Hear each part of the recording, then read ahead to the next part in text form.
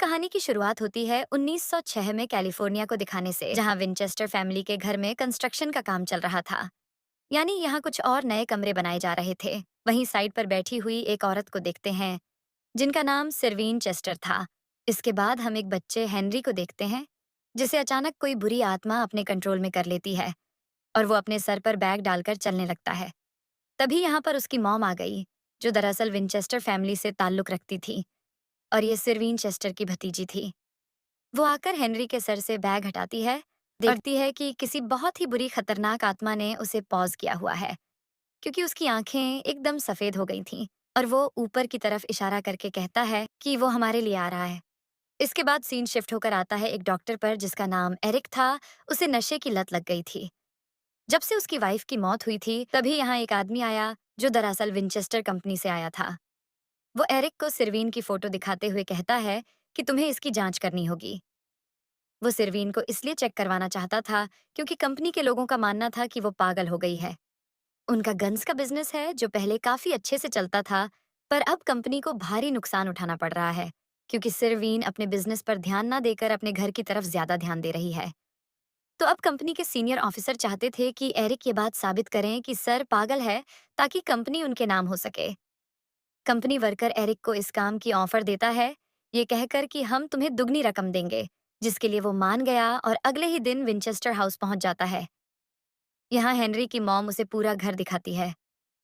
जब डॉक्टर अपने कमरे में बैठकर नशा ले रहा था, तो अचानक उसे अपने पीछे एक आत्मा दिखाई देती है, जिसे देखकर पहले तो वो बौखला गया, लेकिन फिर समझता है कि शायद नशा लेने की वजह से मुझे वो आत्मा नजर आई।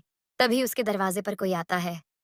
दरवाजा खोलने पर पता चला कि वो घर में काम करने वाला सर्वेंट है, जो उसे खाने पर बुलाने आया था। एरिक जब डिनर करने जाता है, तो यहाँ पहली बार उसकी मुलाकात सैरा से होती है। रात को जब वो सोता है, तो उसे अपनी वाइफ का सपना आता है, जिसे देखकर डर से उसकी आंख खुल जाती है। अचानक उसे गार्डन रूम से आवाजें आने लगीं, जो सुनकर वो फौरन छानबीन करने चला जाता है। वो देखता है कि सैरा एक रूम में है और वो लॉकर से एक बॉक्स निकाल रही है।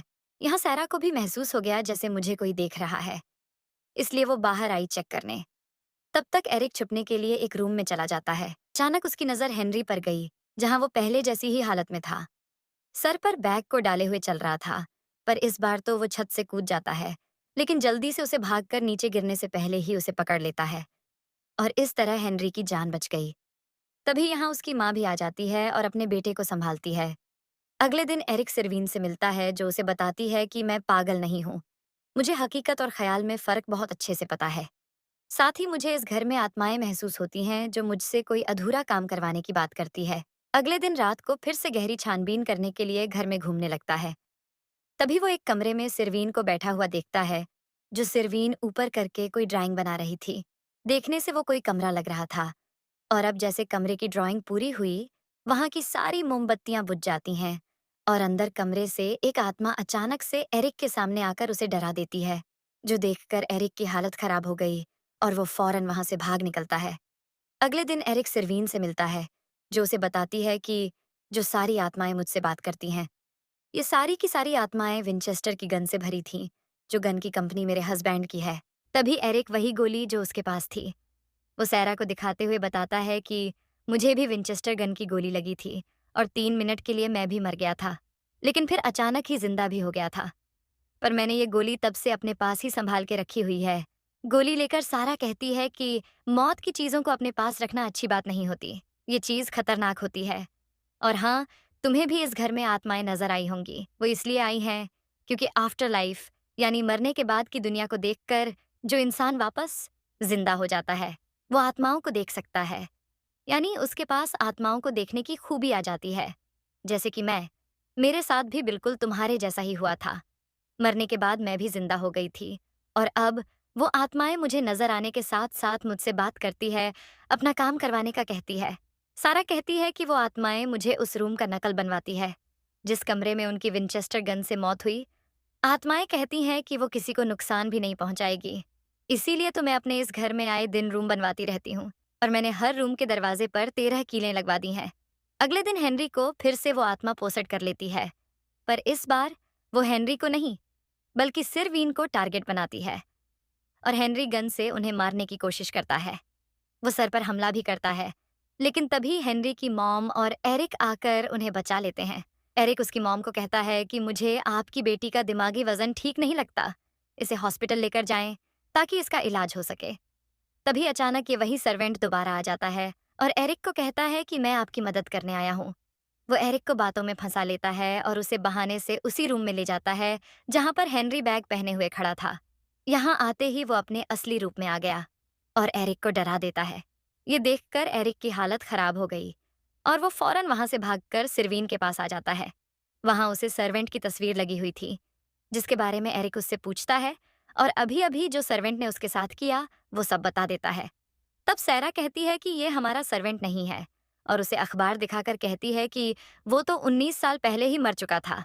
वो हमारी फैमिली के पीछे पड़ा हुआ है, अपने 2 भाइयों की मौत का बदला लेना चाहता है, जिनकी मौत भी एक जंग के दौरान विंचेस्टर की गन से हुई थी। उस हादसे के बाद ही सर्वेंट अगले ही दिन विंचेस्टर कंपनी में घुस गया और उसने 15 मासूम लोगों की जान ले ली। फिर उसने खुद को एक कमरे में बंद कर लिया। पुलिस जब वहां आई तो सर्वेंट उनके हाथों मारा गया था और अब उस सर्वेंट की आत्मा ने मुझसे राब्ता बनाकर उसे रूम का रेप्लिका बनवाया ताकि वो हमारी दुनिया में आकर हम सबको खत्म कर सके और अपने भाइयों का बदला ले सके। तभी अचानक वही आत्माएं अर्थक्वेक ले आती हैं जिससे हर चीज हिलने लगती है। फिर यह जगह टूट कर नीचे गिर जाती है और कुछ सर्वेंट की वहीं मौत हो जाती है, लेकिन खुशकिस्मती से उन तीनों की जान बच गई। तभी एरिक को गार्डन रूम से फिर से आवाज आई। वह जब चेक करने गया तो देखा है कि ये जगह तो बिल्कुल मेरे घर जैसी ही है। यहाँ वो अपनी वाइफ को देखा है। जरूर उसने भी सिरवीन से अपने घर का रेप्लिका बनवाया होगा और हाथ में उसने विंचेस्टर की गंदगी पकड़ी हुई थी। और फिर तभी यहाँ वो होता है जो कुछ सालों पहले उनके गार्डन रूम में हुआ था, यानी कि वाइफ ने खुद को गन से शूट करके मार लिया था। और उससे पहले मैं आपको बता देती हूँ कि असल में हुआ क्या था। दरअसल उसकी वाइफ को भी आत्माएं नजर आया करती थीं। अब प्रेजेंट टाइम एरिक बेहोश पड़ा था। जब उसकी आंख खुली तो उसकी वाइफ समेत सारी आत्माएं उसके सामने थीं, जो उसे सिरवीन की मदद करने का कहती है, यानी कि वो भी कमरे बनाने में उसका साथ दे। तभी हम देखते हैं कि हेनरी फिर से अपने रूम से गायब हो गया है और उसकी मॉम उसे ढूंढ रही है। एरिक सिरवीन के पास गया, जहां वो तो नहीं थी, लेकिन एक बुरी आत्मा थी जो एरिक पर बस हमला करने ही वाली थी कि तभी एरिक उसे भी विंचेस्टर गन से शूट कर देता है, जिससे वो वहीं खत्म हो जाती है। तब तक हेनरी की मॉम भी उसे ढूंढकर बचा लेती है और सारी आत्माएं अपने अपने रूम में चली जाती हैं और सभी दरवाजा को बंद कर दिया जाता है और अब इन दरवाजों पर कीलें लगवा दी जाएगी ताकि आत्मा बाहर ना आ सके। सब कुछ खत्म होने के बाद एरिक एक रिपोर्ट बनाता है जिसमें उसने लिखा था कि सिरवीन पागल नहीं है, वो बिल्कुल नॉर्मल है और कंपनी वही संभालेगी। इसी के साथ ये मूवी एंड होती है। आशा करती हूँ आपको एक्सप्लेनेशन अच्छी लगी होगी। और भी अच्छी एक्सप्लेनेशन के लिए सब्सक्राइब और लाइक करें।